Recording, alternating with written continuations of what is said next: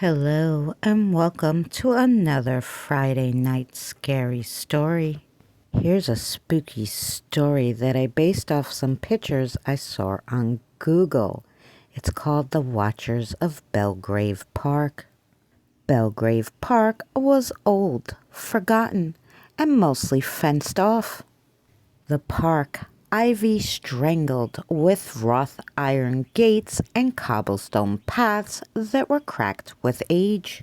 The only visitors were joggers too distracted to notice the signs and teenagers who dared each other to stay past sunset. At the heart of Bellgrave Park stood an abandoned fountain surrounded by marble statues, eerily lifelike, detailed figures in various poses, a woman reaching upward, a child crouched down in mid-laughter, and a man shielding his face as if from something unseen. Local legends say the statues were once real people, cursed for witnessing something they shouldn't have, something that was buried beneath the park long ago. No one took the stories seriously until one night when Jasper, a thrill-seeking YouTuber, streamed his exploration at the park live. As Jasper walked around the park, he laughed at the statues, mocking their tragic expression. "Look at these," he said mockingly, "way too real," tapping one on the face, like they were frozen mid. Before he could even finish the sentence, there was a big crackling sound behind him. He turned, flashlight flickering. One of the statues, the man shielding his face, had shifted just slightly. His hand now pointed towards Jasper. The live chat exploded. "Did that move, bro? It turned." Jasper laughed nervously and panned the camera back. All the statues were back in place. Or were they? By the next morning, Bellgrave Park was trending. Jasper's disappearance had gone viral. TikTok was flooded with clips from his stream, the whispering wind, the slow shift of stone limbs, and the final scream. But the internet did what the internet does. It laughed. The horror morphed into a challenge. Hashtag statue selfie became a new trend. People flocked to Bellgrave Park with ring lights and tripods. They posed next to the statues, mimicking their expressions.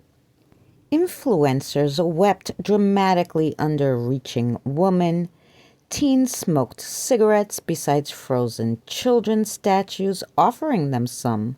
One guy even dressed as a knight and challenged the shielding man to a duel. Some people tried to provoke them. "Come on, move," they yelled. "I dare you." That night, the park's air turned thick. The laughter dried off quickly, except for one group of YouTubers who live-streamed a prank, planning to hide mannequins around the park to spook people.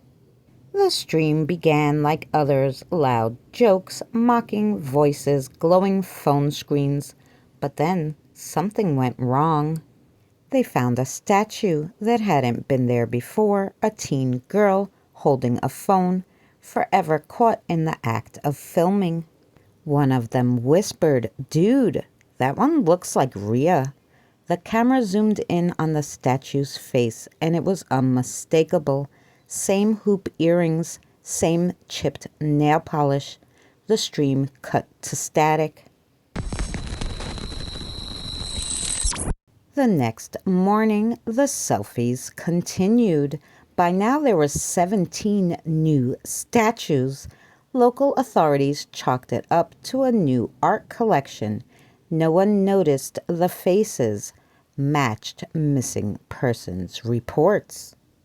Then the reports started flooding in, claiming the statues had blinked when no one was looking. A child swore she saw one of them breathe, and a couple said they heard crying. It was soft and muffled, coming from inside the fountain. The photos got weirder. People captured glitches, double shadows, strange blurs, and what looked like open mouths where stone lips should be. In a succession of photos someone took, it showed a statue subtly moving in between shots. Then came the warning posts. Buried in the statue's selfie hashtag were cryptic messages. Don't go after dark. If you copy them, that's who will take you.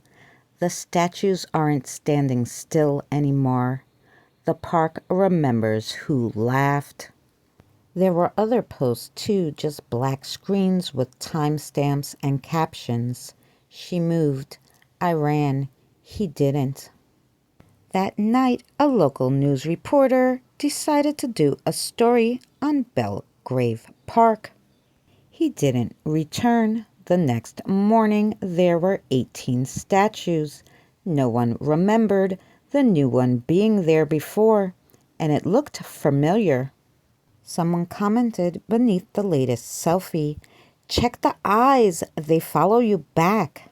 And the most upvoted reply, "They're not statues, they're waiting." Forever etched in people's minds are Jasper's last moments of his dream. He stepped back, muttering something about camera glitches, AI deepfake nonsense, but his voice had a new edge, tight, uncertain. The stream glitched, just a flicker. When it came back, the chat was in full panic mode. "Rewind, rewind, rewind." The crying girl statue looked at him. "And where's the other one that was by the fountain?" Jasper, however, didn't notice he was focused on a dark patch of wet grass, as if something had crawled out of the earth. His flashlight beam trembled, catching what looked like drag marks leading towards a maintenance hatch, half buried in moss. He murmured, okay, that's creepy, but views, right?" Jasper knelt down to pry open the hatch. Behind him, stone feet shifted soundlessly on damp soil. Jasper lets out a scream just as the stream freezes again, but this time it was only for a second. When it resumed, the camera had fallen. The last frame was of Jasper's stone face. His expression was not fear, but understanding. His eyes wide, like he had just seen something he shouldn't have.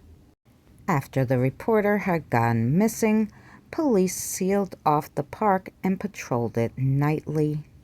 No more incidents were reported, but that doesn't mean they didn't happen. The park now has 98 statues in its collection. Thanks for watching another Friday Night Scary Stories.